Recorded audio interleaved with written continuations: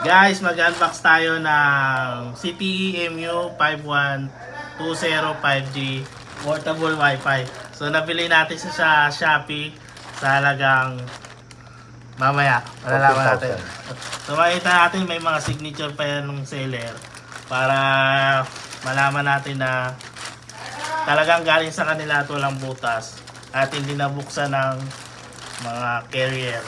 So i-unbox na natin. Kompleto naman, walang butas, walang hiwa. Unbox natin dito sa puwitan.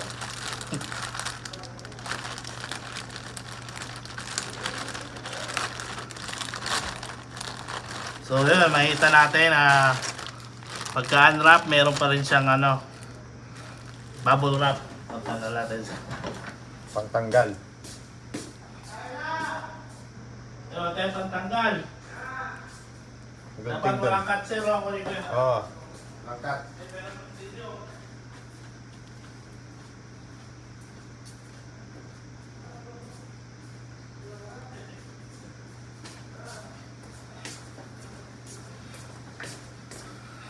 Oh, yun guys, walang cut yan. Kumuha pa kami ng gunting. Para natin yung cut. Wag daw sirain yung box sabi. Ingatan hindi masira yung box para sa warranty. So make sure na natin yung bubble wrap lang yung sisira. Ano ngay? Kanya sa TikTok? TikTok? Hindi, pang to, resibo. Kano ko yung programa?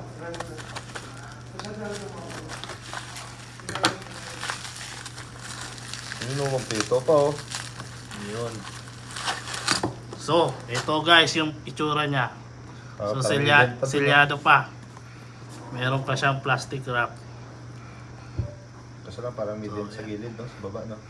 May dent ng konti. Siguro sa pag-deliver. Pero So, ito yung itsura ng CTE 5G EMU 5120. So, unbox natin. Sirain natin ang konti yung plastic.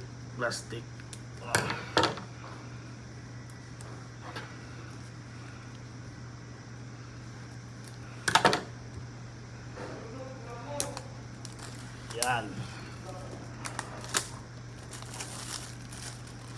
So, paano ito bubuksan?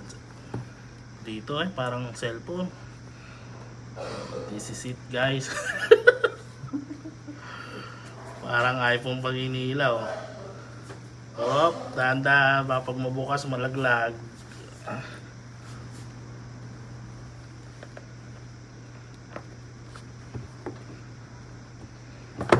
Yun.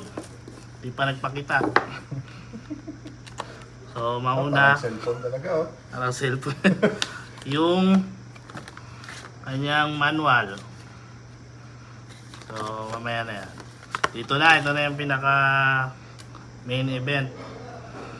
So, paano mahawakan? Tuloy natin. So, mabigat guys, legit. Para talaga siya cellphone, laki oh. So, ito yung CTE EMU 512 5G. So, ito yung dati natin gamit, 4G. Siguro malakas naman to, TP-Link. So, pinalitan natin siya ng CTE na 5G na. Paano ba to yun? Ito sim. Halagyan natin ng SIM. Sige. Yan, bubuksan mo yan. Buksan natin. Yan, buksan mo yan. Kabila. Ito. Yan.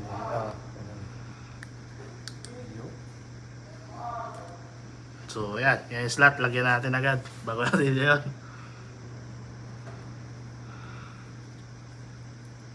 So, yun. Bago natin i-on. On na natin. Yun. Gumana. Meron siyang tatak na NFT.